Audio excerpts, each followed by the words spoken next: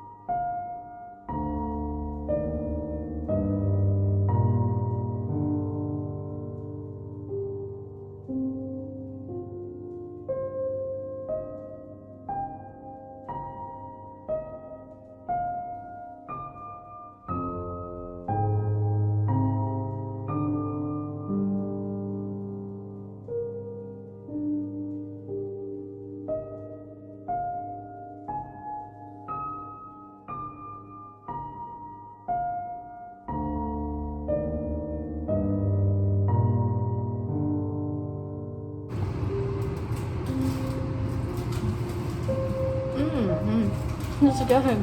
Very good. Dip it in the middle.